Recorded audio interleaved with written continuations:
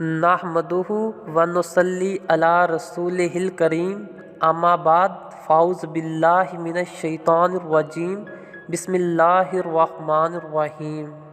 لقد کان لکم فی رسول اللہ اسوۃ حسنہ، یقیناً رسول اکرم صلی اللہ علیہ وآلہ وسلم کی زندگی تمہارے لیے بہترین نمونہ ہے۔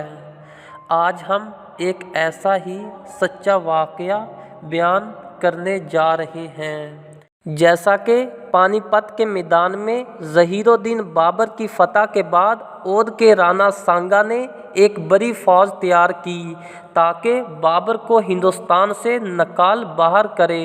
چنانچہ بابری فوج بھی توپ خانے کے ساتھ مقابلے میں آئی تو فتح پور سیکری کے مقام پر اسے پتہ چلا کہ رانا سانگا 1,00,000 سواروں اور پیادہ فوج کے ساتھ برتا چلا آ رہا ہے۔ ادھر بابری فوج ہندوستان کی شدید گرمی کی وجہ سے انتہائی تھکی ماندہ تھی۔ بابر نے اپنی فوج کا دل بڑھانے کے لیے معرکہ آرائی سے قبل ایک پرجوش تقریر کی۔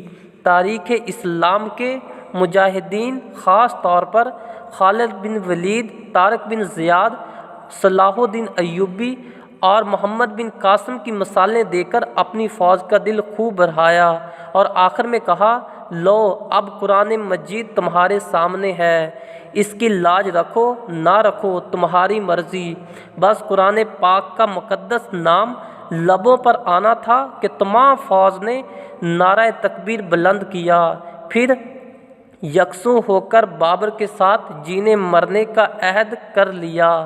پوری فوج نے قرآن پاک کے آگے سر جھکا دیا، چہرے سرخ ہو گئے، کئی سپاہیوں کی آنکھوں میں جوش و جذبے کے آنسو بہہ نکلے۔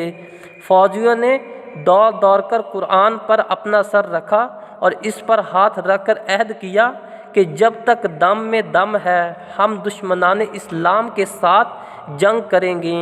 بابر کا حوصلہ بڑھا اور اپنے خیمے کے اندر آئے، خدا کے حضور سر بسجود ہو گئے، آنسو کے تھمتے نہ تھے، کبھی اپنے گناہوں کی معافی مانگتے، کبھی مسلمانوں کی سلامتی کی دعائیں کرتے، کبھی شراب کو ہاتھ نہ لگانے کی قسمیں کھاتے۔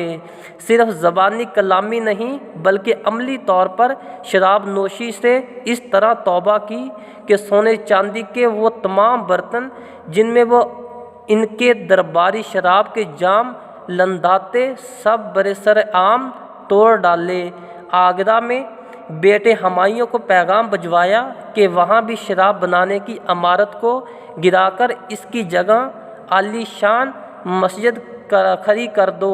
اس طرح طائب ہو کر میدان جنگ میں اترے۔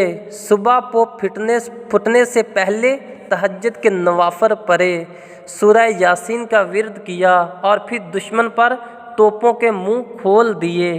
رانا سانگا کے ساتھ ساپہر تک جنگ ہوتی رہی۔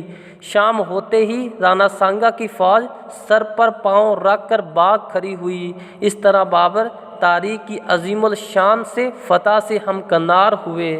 سبحان اللہ، سبحان اللہ۔